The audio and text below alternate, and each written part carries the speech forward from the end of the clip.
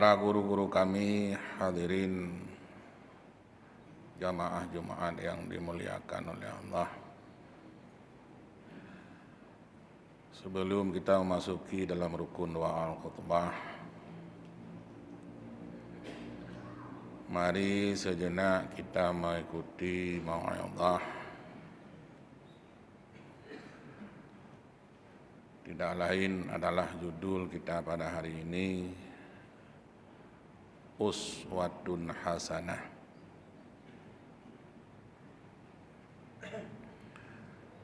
Di mana umat Islam seluruh penjuru dunia 8 hari yang lalu sampai hari ini, bahkan kalau di Aceh sampai 4 bulan terus menerus memperingati hari lahirnya junjungan kita Muhammad sallallahu alaihi wasallam dengan berbagai kegiatan keagamaan, penyembelihan lembu, kambing, manok, itik, terus babah manok,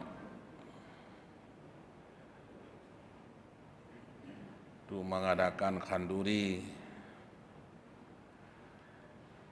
demi karena sangat cintanya kepada Rasul, harta ia korbankan untuk memberikan it'amul masakin wal yatama, memberikan makanan kepada anak yatim, para fakir miskin. Itu hal yang dilakukan positif dalam pandangan agama.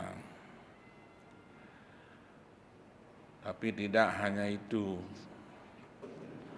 Ada hal yang lebih penting daripada itu, adalah bagaimana kita jadikan Nabi Muhammad itu adalah sebagai uswatun hasanah. Laqad kana lakum fi Rasulillahi uswatun hasanah. Sungguh ada bagi kamu, bagi kamu pada diri Rasul itu adalah uswah,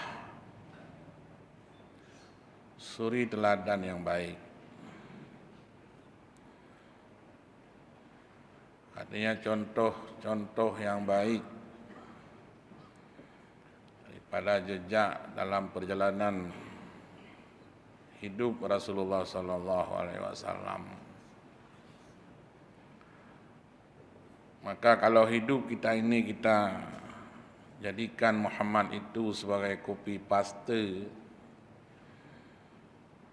seperti hidupnya Rasulullah sallallahu alaihi wasallam, saya yakin dengan hakul yakin bahwa kita akan selamat dunia dan akhirat. Maka Allah ni pegah bahawa Muhammad nyan uswah. Karena kita pada hari ini umat Muhammad sallallahu alaihi wasallam, apapun profesi kita, apapun pekerjaan kita, suri teladannya adalah pada Muhammad. Karena semua profesi yang kita lakukan pada hari ini itu ada pada diri Muhammad, dan itu dilakukan oleh Muhammad. Kalaulah profesi kita pada hari ini adalah sebagai peternak, pengembala kambing, pengembala lembu dan sebagainya, itu Rasulullah itu menekuni pekerjaan tersebut. Dia pernah jadi pengembala. Jadi kalaulah kita mengembala kambing misalnya, bagaimana kita menjadi pengembala kambing yang sukses dan pengembala kambing yang baik?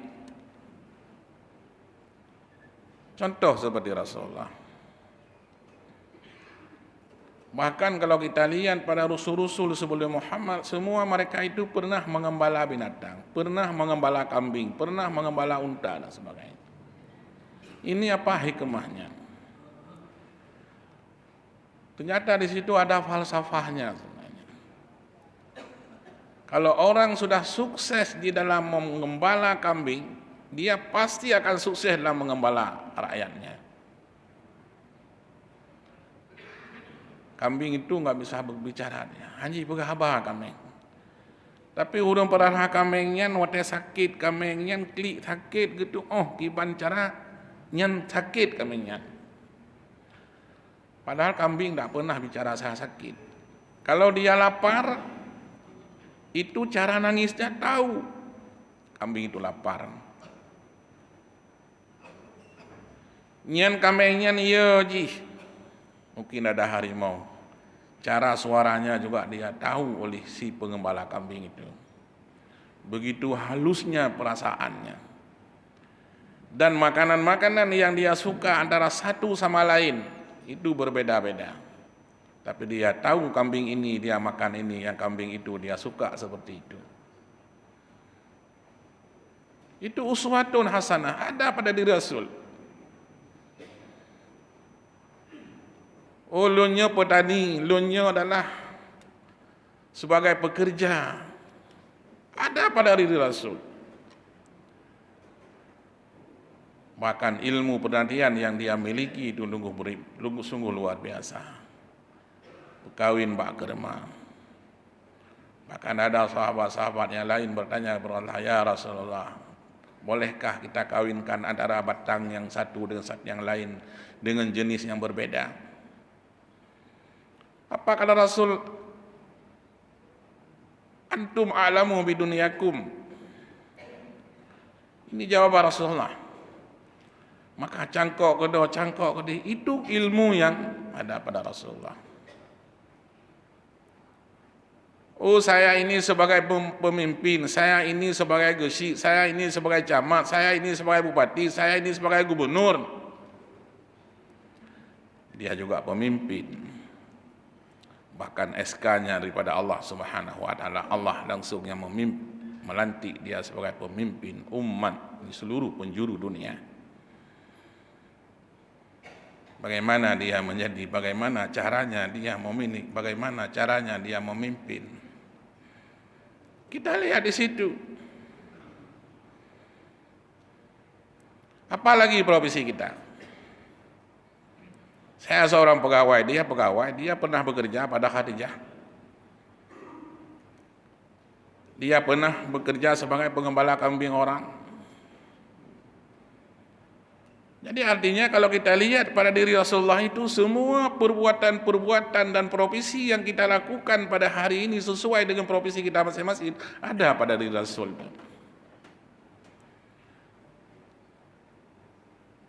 Saya sebagai kepala rumah tangga, dia juga kepala rumah tangga.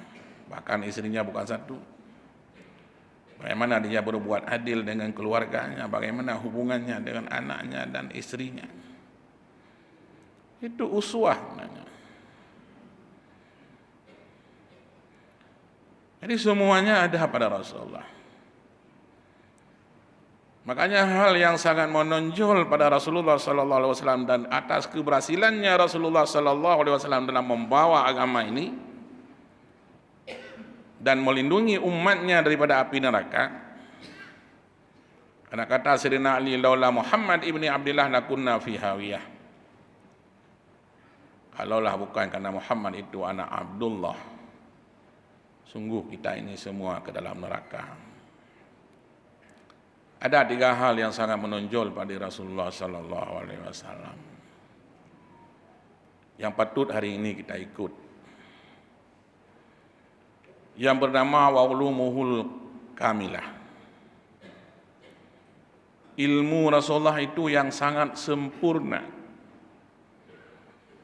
Maka Rasulullah menyatakan bahwa saya ini adalah gudang ilmu. Ana kanzul ulum wa ali babuh. Saya adalah gudang ilmu, Ali pintunya. Kalau mau ambil ilmu dalam gudangnya, melalui ahli. Apa kata Sayyidina Ali? Salah satunya, nyobek eleh dah berah bak gudang, bak pintu. Bagaimana kecerdasan Ali itu luar biasa. Orang-orang Khawarij mengutuskan orang kepada Ali karena waktu itu sangat populer bahwa dikatakan bahwa Ali itu orang yang sangat cerdas. Ini kamu 10 orang datang kepada Ali. Tanya kepada Ali tentang satu pertanyaan. Siapa lebih ilmu dengan harta? So lebih ilmu dengan harta. Kalaulah ke-10 kamu dia jawab dengan satu jawaban, berarti dia tidak cerdas.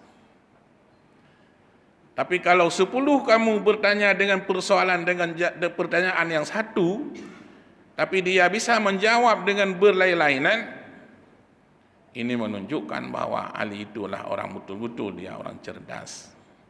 Maka datanglah mereka satu persatu bertanya kepada Ali. Siapa lebih ilmu dengan harta? Dia jawab. Kemudian datang yang kedua lagi, jawab lagi. Sampai 10, dia jawab dengan jawaban yang berbeda. Kumpullah mereka. Bagaimana dia jawab kamu? Bagaimana dia jawab kamu? Ternyata jawabannya beda-beda.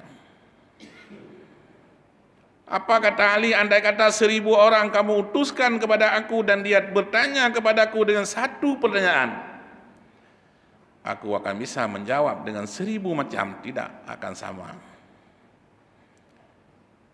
Nyata tanda ulun cara. Maka kita jangan kadang-kadang kadang-kadang salah penafsiran ini. Kita datang kepada seorang ustaz, kita bertanya dalam satu masalah, dia jawab ke kita seperti ini. Sementara orang yang lain lagi dia jawab. Pudak kita yang tak plim-plang tak tengkunyan. Yang bahasa jadi sebenarnya aku jawab dong, jangan berapa. Padahal kita ini yang enggak bisa menyikapi apa yang dia jawab.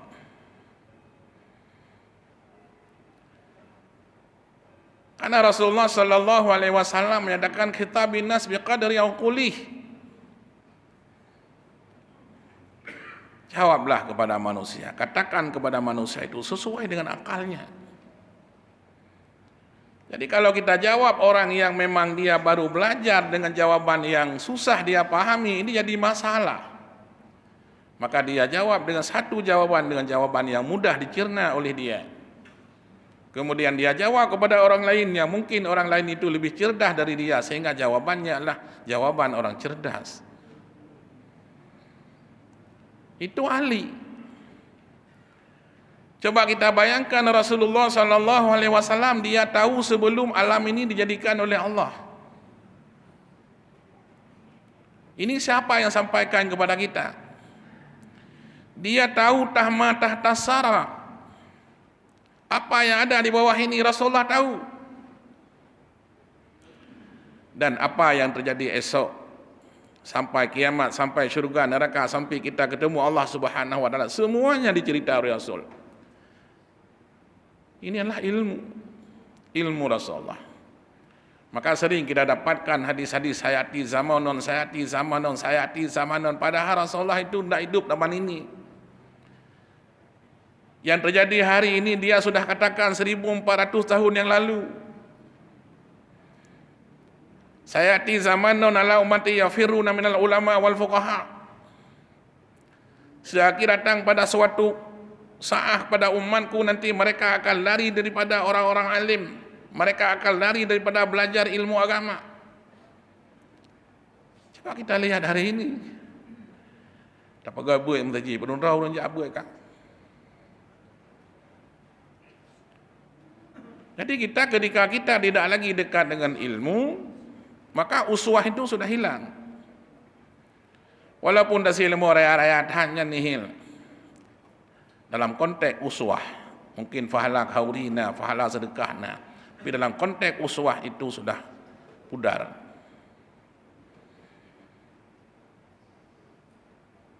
Tidak ada lagi.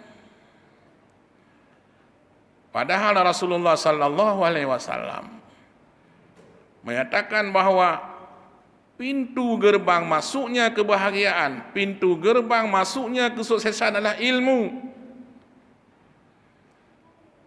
Tanpa ilmu kita enggak akan sukses. Ilmu duniawi juga, minum dunia ni yang bahagia dengan ilmu, hidup akhirat ilmu. Mau salat ilmu, mau haji ilmu, mau umrah ilmu, semuanya ilmu. Maka Rasulullah memberikan sugesti kepada kita banyak sekali faedah-faedah. Kalau kita berhadir dalam majlis ilmu hanya 1 saat kita hadir seperti kita salat 100 rakaat. Bahkan ada hadis yang mengatakan ada seperti kita salat 1000 rakaat. Ada hadis yang mengatakan seperti kita memerdekakan budak. Kenapa itu diberikan sugesti? Supaya kita suka, rajin dalam menuntut ilmu. Di samping ilmu itu dia bisa membahagiakan kita dengan pada dirinya ilmu, dan juga akan bisa menjadikan hidup kita terarah dan hidup kita ini mudah. Kau urung beurangnya, untuk ilmu. Asalkan jika kau buat yang kabeh alergi. Padahal uswah yang harus kita ikut adalah wa'ulumul kamilah. Ilmu Rasulullah itu sangat sempurna. Maka ia sukses dalam sebuah bidang. Sukses dia bisa menjalani hidup ini. Mungkin kalau sekarang ini kita jadi wali kota, jadi bupati dan sebagainya, itu mudah. Pengkana, dumpukana, tinggal pertimang-pertimang menteng. Bahkan kita yang dipertimang. Tapi Rasulullah tidak, dia tidak ada gaji apa-apa, dia cari sendiri. Dia jadi pemimpin, dia jadi rasul, dia cari sendiri. Tak ada gaji. Sempat dia mencari nafkah kepada keluarga, sempat dia mencari membimbing umat, dan dia sempat semuanya, bahkan dia ke medan perang. Ulumul kamilah, ilmu. Maka kalau kita menyatakan diri kita adalah umat Muhammad, kalau diri kita ini menyatakan diri kita adalah pengikut Muhammad, cari ilmu. Berikan ilmu kepada generasi-generasi, kepada anak kita. Yang penting ilmu, enggak usah kita tinggalkan harta kepada anak, tinggalkan ilmu saja. Dan lebih penting adalah apa yang dia sembah sesudah kita meninggal dunia. Ma ta'budu min ba'di, apa yang kamu sembah sudah aku, bukan ma ta'qulu min ba'di. Ini yang pertama. Kemudian yang kedua yang sangat menonjol, yang hendaknya kita menjadikan uswah kepada beliau adalah wa taqwahu siryatan wa alaniyah, sirra wa alaniyah. Takwanya Rasulullah sallallahu alaihi wasallam yang sungguh luar biasa. Baik dia sendirian dan juga terang-terangan. Bahkan setakwa-takwanya manusia. Semenjaknya Nabi Adam sampai Muhammad sallallahu alaihi wasallam adalah Muhammadlah orang yang paling takwa kepada Allah. Dia orang yang paling takwa. Maka dia takut kepada Allah Subhanahu wa taala yang luar biasa. Hingga hatinya ini, hati Nabi mudrok-drok lagi sujubu. Hakan kana khasyatan lillah. Kenapa sampai begitu hati Rasulullah sallallahu alaihi wasallam sampai mendidih karena takut kepada Allah, karena Muhammad adalah orang yang paling ma'rifah dengan Allah.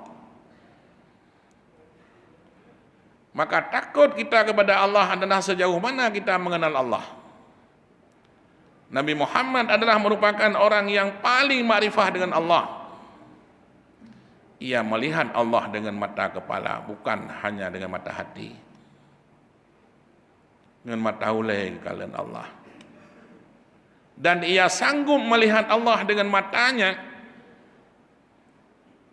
Ini menunjukkan bahwa Muhammad itu adalah merupakan Sayyidur Rasul. Nabi Musa saja 70 hijab lagi dia tidak bisa lagi melihat Allah sampai dia pingsan. Ketika wa kallamallahu Musa taklima. Ya Allah dia berkala ndro ni ya Allah lun hawata lun kala ndro ni ya Allah. Hai Musa pu hana yakin ke lun hai Musa? Tidak ya Allah. Tapi litatma'il qulub. Litatma'il qalbi. Supaya hatiku tenang. Kamu tidak sanggup melihat aku ya Musa. Tapi dia memaksakan Allah untuk hendaknya Allah menampakkan dirinya kepada Musa. Tapi pada akhirnya apa terjadi? 70 bawah hijab tu kena tahu dengan Musa. Dia tidak sanggup lagi memandang cahaya. Yang pada akhirnya dia pingsan. Nyan Nabi Musa. Tapi Rasulullah sallallahu alaihi wasallam dia makrifah dengan Allah benar-benar dan orang yang paling takwa kepada Allah. Padahal dia telah dijamin oleh Allah Subhanahu wa taala penghuni syurga. Dia maksum, tak pernah berbuat haram dan makruh. Tak pernah berbuat salah apapun. Tapi ibadahnya kepada Allah Subhanahu wa taala sungguh luar biasa. Sehingga lututnya bengkak, kakinya bengkak. Pada suatu ketika Aisyah berkata kepadanya, "Ya Rasul, apakah Allah tidak berkata bahwa engkau adalah sudah menjadi penghuni syurga? Engkau adalah orang yang dipilih di antara hamba-hamba Allah dan kamu dijamin oleh Allah. Kamu masuk syurga." Apa katanya Rasul? Ya istriku wahai Aisyah ya Humairah. Apakah tidak kamu suka bahwa aku ini adalah orang yang pandai bersyukur kepada Allah di atas nikmatnya Allah itu? Aku bersyukur kepada Allah karena Allah telah memberikan aku seperti itu. Maqamam mahmud alladhi wa'addah innaka la tukhliful mi'ad. Takwa. Jadi kalau kita ingin mengikuti jejak Rasulullah sallallahu alaihi wasallam, amar ma'ruf nahi mungkar, puput suruh, jauh cegah. Selesai masalah. Pada ma'rufnya kita perbuat sekemampuan kita, pada nahi mungkarnya adalah kita harus wajib kita meninggalkannya. Allah tidak memaksakan kita untuk cari uang wajib zakat, untuk wajib haji. Allah tidak memaksakan kita berpuasa kalau kita tak sanggup berpuasa. Allah tidak pernah memaksakan kita untuk berdiri kalau kita tidak mampu untuk berdiri. Boleh kita duduk. Lakukan sekemampuan kita. Jauhkan larangan Allah Subhanahu wa taala yang haram dan juga ada makruh. Ini kadang-kadang kita sering juga melecehkan yang makruh. Ini bahaya sekali.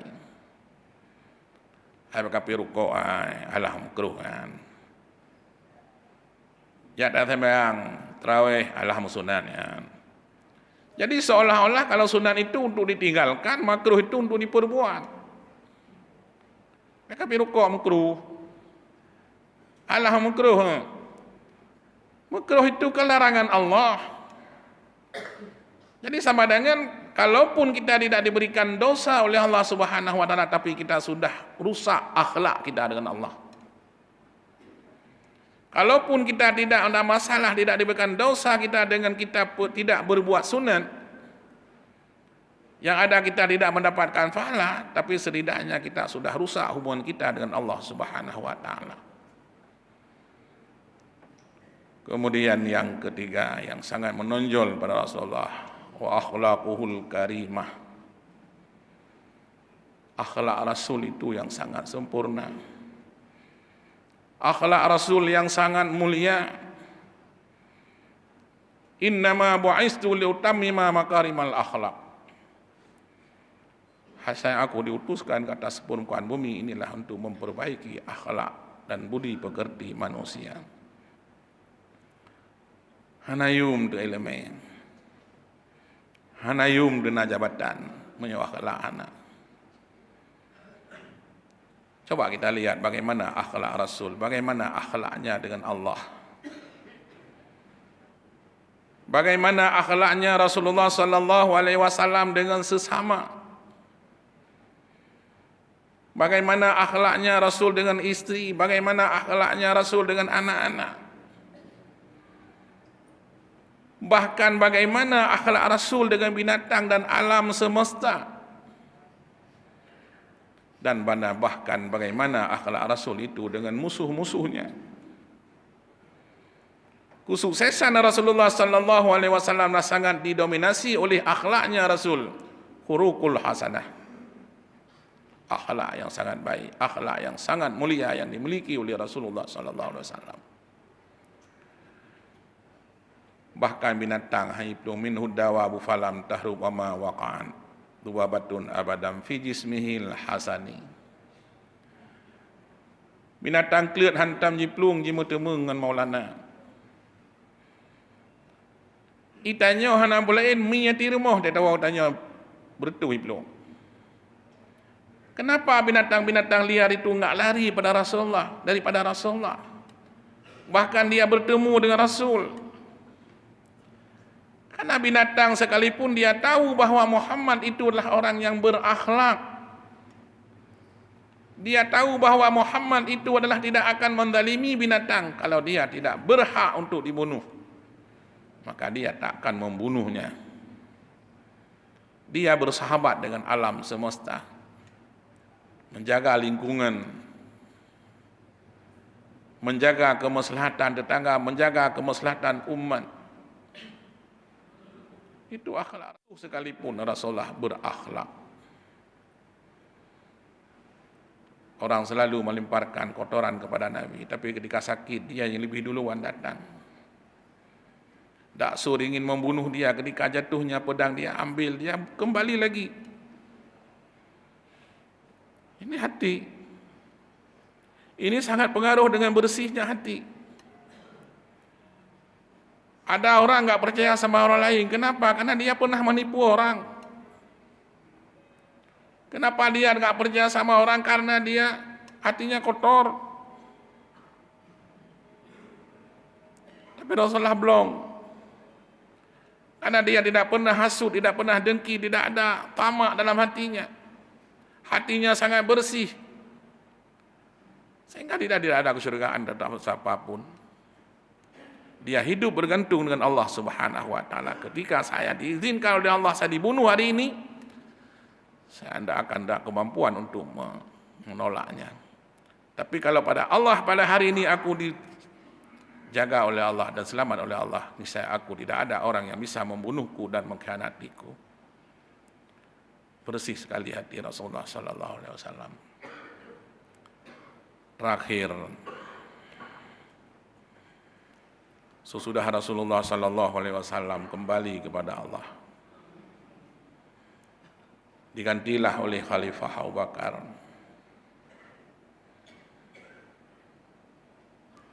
Sehingga Abu Bakar tiap hari buat rapat. Karena dia takut ada banyak hal yang ia tidak perbuat yang oleh Rasulullah dia berbuat.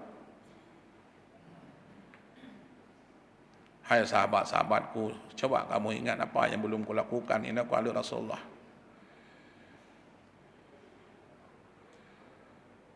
Apa kata Rasul?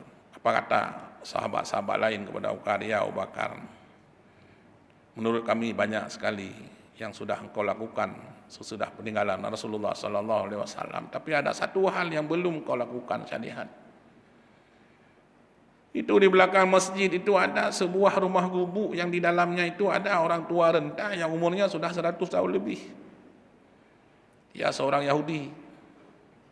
Dan sampai hari ini dia belum masuk Islam. Saya lihat Rasulullah sebelum dia masuk ke masjid, dia datang ke rumah itu, sudah itu baru dia masuk masjid.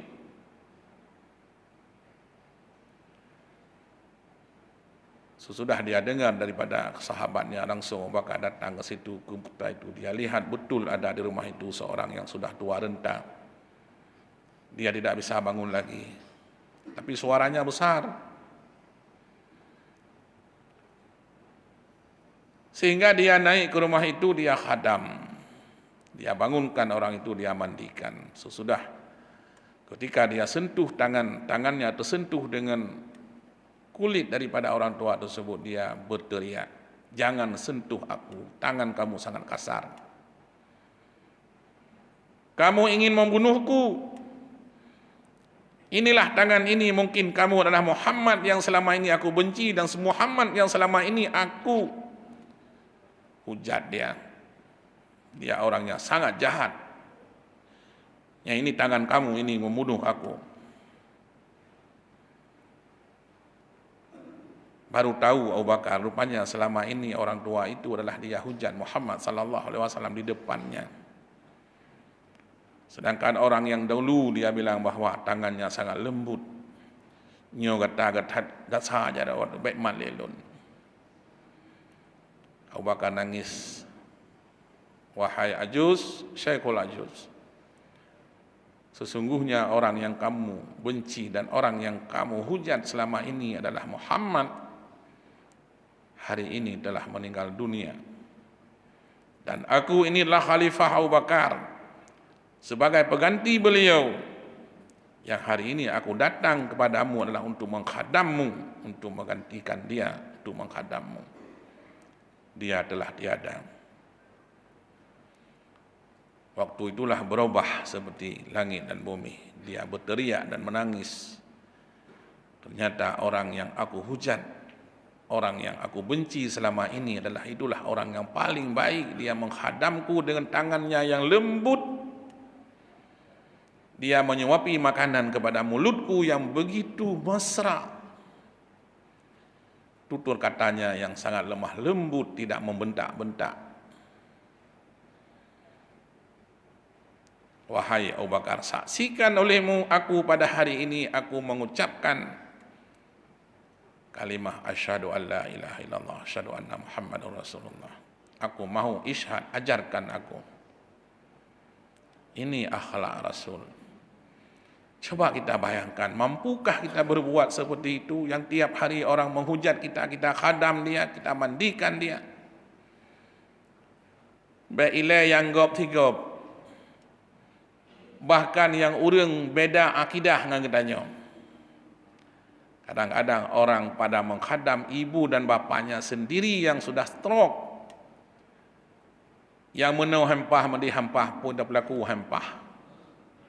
Kadang-kadang kita enggak sanggup untuk berbuat, enggak bisa sabar. Apalagi dengan orang-orang yang memang tidak seakidah dengan kita. Begitulah gambaran sekilas apa yang harus kita uswah. Kalau kita ingin uswah Rasul, maka ilmu ambil. Yang kedua takwa kepada Allah, dan yang ketiga adalah akhlak, ikut akhlak Rasulullah sallallahu alaihi wasallam. Sehebat pun apapun kita, kalau akhlak sudah hancur, ilmu ijazah bagi. Banyak ilmu tak ada akhlak, tak ada maknanya. Tapi kalau orang yang berakhlak walaupun ilmunya sedikit, ini jauh lebih bermanfaat ketimbang banyak ilmu tak punya akhlak.